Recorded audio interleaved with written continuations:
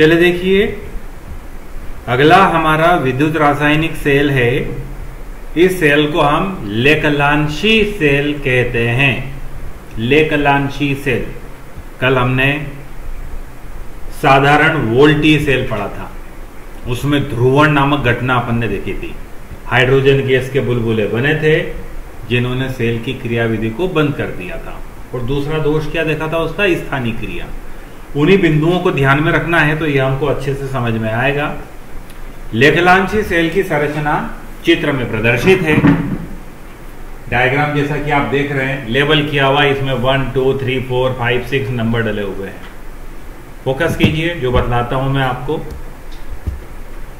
कांच या कठोर की गई रबर का एक कंटेनर यानी कि पात्र होता है, जिसको अपन ने यहां 1 से डिनोट किया हुआ है। यानी लेखलांशी सेल की संरचना चित्र में प्रदर्शित है, जिसमें कांच या कठोर की गई रबर का एक पात्र है, जिसके अंदर 2 से अपन जिसको शो कर रहे हैं, अमोनियम क्लोराइड का सॉल्यूशन भरा हुआ है, NH4Cl भरा हुआ है। साथ ही जस्ते की एक छड़, तीसरा पॉइंट जिसको अपन ने डाला हुआ है, जिंक या जस्ते की एक छड़ इस अमोनियम क्लोराइड विलयन में डूबी हुई है।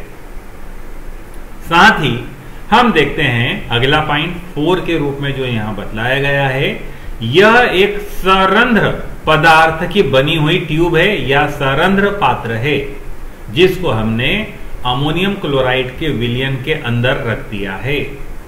इस सरंध्र पात्र के बीचों बीच में, जिसको हमने 6 से प्रदर्शित किया हुआ है, ग्रेफाइट या कार्बन की बनी एक छड़ होती है। इस छड़ के चारों तरफ, जिसको अपन ने 5 से प्रदर्शित किया हुआ है, MnO2 मैंगनीज डाई ऑक्साइड और कार्बन का मिश्रण यहां पर हमने भरा हुआ है। तो ये सेल का पूरा कंस्ट्रक्शन हुआ। सेल में क्या क्या है फिर से आपको रिवाइज करवा देता हूं। इसमें एक कांच का या कठोर की गई रबर का पात्र होता है, जिसके अंदर अमोनियम क्लोराइड का विलयन भरा हुआ होता है, तथा एक जस्ते की छड़, जिंक की छड़ लगी हुई होती है। साथ ही एक सरंध्र पात्र लगा हुआ होता है। सरंध्र पात्र के बीचों बीच में कार्बन या ग्रेफाइट की छड़ लगी हुई होती है, तथा इस छड़ के चारों ओर सरंध्र पात्र में MnO2 एवं कार्बन के चूर्ण का मिश्रण भरा हुआ होता है। संरचना के बाद में हम देखते हैं कि जो जस्ते की छड़ है, इस पर ऑक्सीकरण की क्रिया होती है, अर्थात ये एनोड नेगेटिव इलेक्ट्रोड के रूप में कार्य करती है, और जो बीच में कार्बन की छड़ लगाई हुई है उस पर अपचयन की क्रिया होती है। सेल परिपाटी या सेल नियमों के अनुसार हम देखते हैं यह धन इलेक्ट्रोड अर्थात कैथोड के रूप में कार्य करती है। जब संरचना हमको समझ में आ जाती है तो अब हम सेल की मैकेनिज्म पर चलते, क्रिया पर चलते हैं। हम जानते जस्ते की छड़ है और उस पर ऑक्सीकरण होता है। ऑक्सीकरण उस अभिक्रिया को कहते हैं जिसमें कोई तत्व इलेक्ट्रॉनों का त्याग करता है। जिंक का प्रत्येक परमाणु 2 इलेक्ट्रॉनों का त्याग करता है, Zn2 पॉजिटिव आयन बनाता है। रिएक्शन कब होगी? जब हम बाह्य परिपथ में पॉजिटिव और नेगेटिव छड़ों को संयोजक तार के द्वारा कनेक्ट कर दे। वैसे ही हम देखते हैं सेल के अंदर रासायनिक क्रियाएं होना प्रारंभ हो जाती है। तो सबसे पहले रिएक्शन क्या बतला रहा मैं आपको? जिंक का ऑक्सीकरण। जिंक का प्रत्येक परमाणु 2 इलेक्ट्रॉनों का त्याग करता है, इसलिए Zn2 पॉजिटिव आयन बना देता है। अब हम देखते हैं कि ये छड़ हमने काय में डुबो करके रखी थी? अमोनियम क्लोराइड में। अमोनियम क्लोराइड निम्न प्रकार से आयनित हो जाता है। 2 NH4 पॉजिटिव आयन बनेंगे और हम देखेंगे 2 Cl नेगेटिव आयन बनेंगे। Cl नेगेटिव आयन कितने रहेंगे? 2 रहेंगे। यहां पर 2 Cl नेगेटिव। ये जो 2 Cl नेगेटिव आयन है, ये ऊपर बनने वाले Zn2 पॉजिटिव आयन के साथ में रिएक्शन कर लेते हैं और जिंक क्लोराइड बना देते हैं। इस प्रकार अब हम देखते हैं NH4 पॉजिटिव आयन शेष रह जाते हैं। ये अमोनियम आयन बच गए हमारे पास में, यहां बाहर वाले विलयन में। जिंक के आयनों से अमोनियम क्लोराइड के क्लोराइड आयनों ने रिएक्शन कर ली और क्या बना दिया, जिंक क्लोराइड बना दिया। अब कौन से आयन बचे, अमोनियम आयन बचे। अमोनियम के ऊपर चार्ज क्या है, पॉजिटिव। ये अमोनियम आयन पॉजिटिव अपचयन के लिए, अपचयित होने के लिए रंध्र थे इसमें, सरंध्र पात्र के अंदर इंटर हो जाते हैं।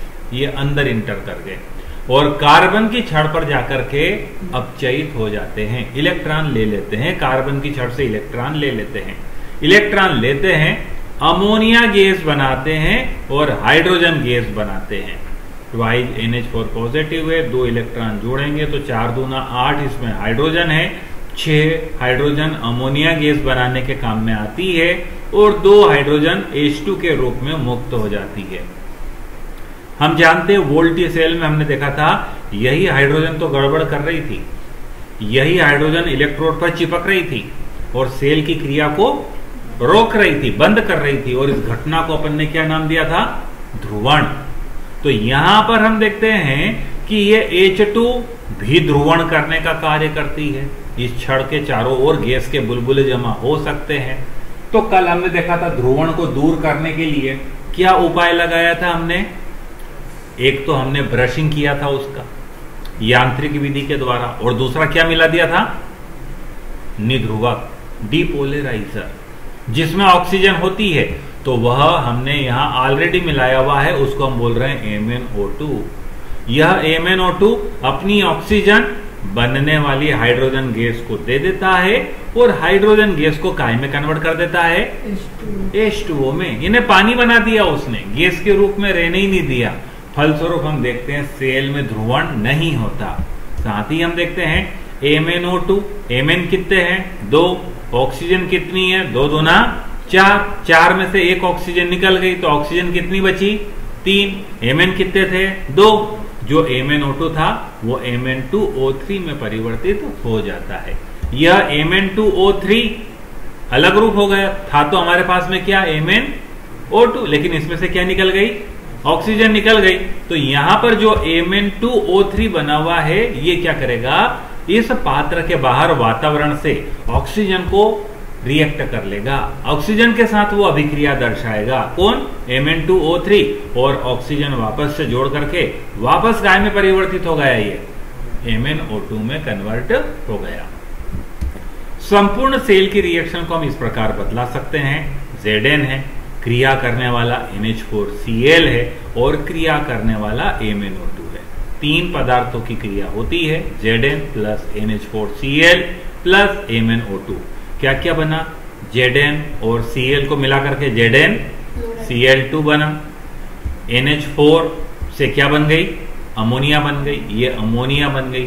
MnO2 से क्या बन गया, Mn2O3, और ये हाइड्रोजन ने इसकी ऑक्सीजन के साथ रिएक्शन करके क्या बना दिया, पानी बना दिया।